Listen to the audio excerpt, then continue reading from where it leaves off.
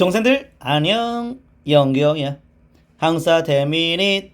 자, 근현대사편 1920년대 국내 민족운동 살펴보도록 하겠습니다.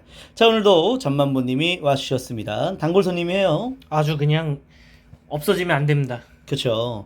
마지막까지 우리 잠만부님이 좀 하고 싶다라는 의사를 보였는데요. 놓치고 싶지 않습니다. 그래요. 그 의지가 너무 고맙습니다. 자, 해봅시다. 먼저 1920년대 국내 민족운동의 출제 포인트는요. 이 60만세 운동과 그 다음에 광주 학생 한운동을 잘 구별할 수 있어야 됩니다. 잘 비교할 수 있어야 돼요. 특히 경문에 대한 내용도 꼭 확인할 필요가 있겠습니다. 자, 시작해 볼게요. 먼저 1920년대 초반에 국내에 바로 소규모 무장단체들이 있었습니다. 바로 보합단, 천마산대, 구월산대. 이들은 이제 일본군과 싸우다가 일본의 공격을 당하면 만주로 이주해서 독립군과 연계하여서 대응했던 그런 단체가 있었다. 보천구 이렇게 하면 되겠네요. 자, 이제 시험제 제일 많이 나오는 60만세 운동 가봅시다. 자, 60만세 운동은 순종의 서거를 계기로 일어난 운동이네요. 고종 서거를 계기로 일어났던 게 바로 무슨 운동이었죠? 3.1운동입니다. 그렇죠. 순종 서거를 계기로 해서는요. 60입니다. 그렇죠. 자, 그런데 이 만세 시위를 기획했던 두 세력이 있었습니다. 바로 민족주의 계열에는요. 천도교입니다. 사회주의 계열에서는요. 조선공산당입니다. 근데 이 두 세력이 결국엔 일본한테 다 발각됐다는 거예요. 그렇죠? 그래서 이들의 활동은 더 이어지지 않지요. 그렇죠.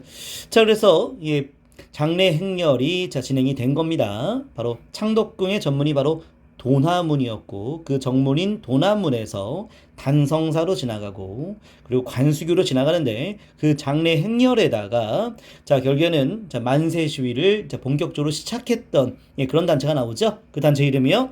조선학생과학연구회입니다. 이 단체는 어떤 사상의 영향을 많이 받고 있는 학생단체입니까? 사회주의입니다. 그렇죠.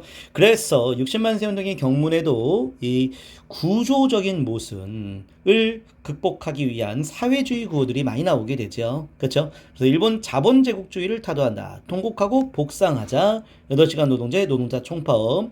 그래서 노동에 대한 내용들도 많이 언급하고 있다는 것입니다. 자, 좀 이따 배울 광주보다는 이 학내의 문제가 아니라 노동, 사회 구조 문제를 해결하기 위한 많은 구호들이 있다는 거 볼 수가 있겠습니다. 자, 여기까지 했고, 특히 이제 단성사라고 하는 그 영화관인데요. 이 영화관은 60만세 운동 이후에 여기서 이제 아리랑이 상영되기도 했었다라고 보면 되겠습니다. 자, 이렇게 했고요. 그 다음에 아주 중요한 내용이 바로 60만세 운동 때에 세 가지가 있다라고 한다면 첫 번째는 바로 학생들이 이 독립운동의 중추적 역할을 했다라는 거. 그래서 그 이후에 학생들의 조직이 더욱더 이 비밀결사에 아주 조직화된 그런 모습을 많이 보이게 됩니다. 그래서 60만세 운동 계기로 해서 학생 조직화 보이시죠? 동맹휴학을 많이 하는 방식. 그래서 만들어진 단체가 성진회와 이름 뭐로 바뀌었어요? 독서회입니다. 그렇죠. 이 독서회는 나중에 광주에도 큰 역할을 합니다. 그리고 이제 60만세 운동의 큰 의의는 3.1운동 때 볼 수 없는 바로 어떤 구호가 있다고요? 사회주의 구호입니다. 그렇죠. 사회주의 구호를 볼 수 있다는 거지요. 그리고 세 번째, 여기 아주 출제 포인트가 아주 많죠. 바로 발각되긴 했지만 민족주의 계열과 사회주의 계열의 공감대가 형성이 되잖아요. 그렇죠? 민족 해방에 대한 공통적 목표가 함께 이제 공유가 되면서 민족일당 운동의 신호탄이 되었다라고 보는 거 아니겠습니까? 그래서 60만세 운동을 계기로 해서 그래서 민족일당 운동 뭐가 만들어집니까? 신간회입니다. 그렇죠. 그래서 신간회가 만들어졌고. 근데 여기서 절대 오해하지 말 건 60만세 운동 계기로 신간회가 만들어진 거지. 신간회가 60만세 운동을 주도했다면 절대 안 되겠죠. 거꾸로 가면 절대 안 되고. 자, 그리고 이제 1929년 광주 가보겠습니다.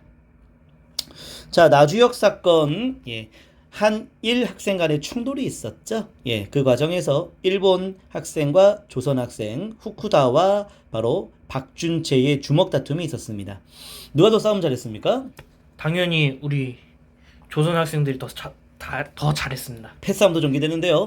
자, 누가 많이 이겼습니까? 조선이 이겼습니다. 그렇죠. 근데요, 우리도 많이 당했습니다. 왜요? 일본 애들은 비겁하게 뭘 들고 왔다? 칼 들고 왔습니다. 이 뭐 이렇게 쇠파이프 막 그다음에 이제 강목 이런 거 들고 막 와가지고 심지어 이런 기록도 제가 봤어요. 일본 선생이 죽도를 들고 나와서 우리의 머리를 깼다. 진짜 비열하죠. 비열합니다.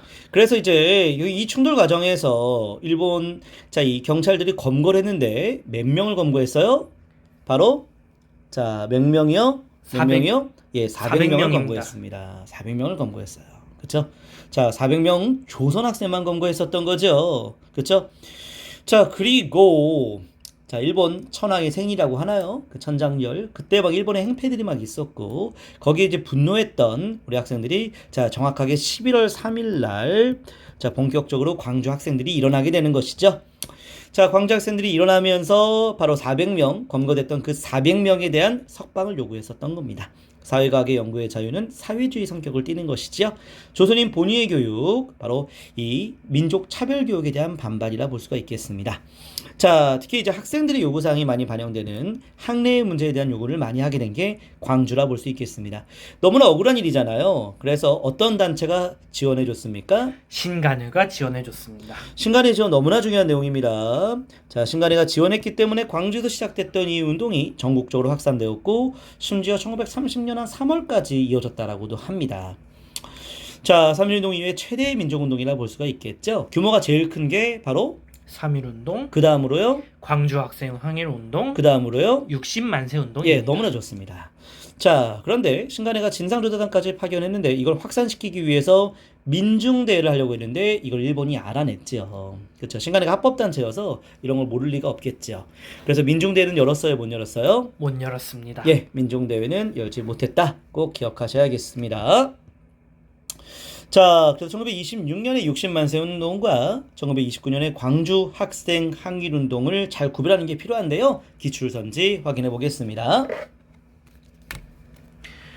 60만세 운동은 준비 과정에서 사회주의 계열과 민족주의 계열이 연대하여 민족유일당을 결성할 수 있는 계기가 되었다. 요 내용이네요. 그쵸?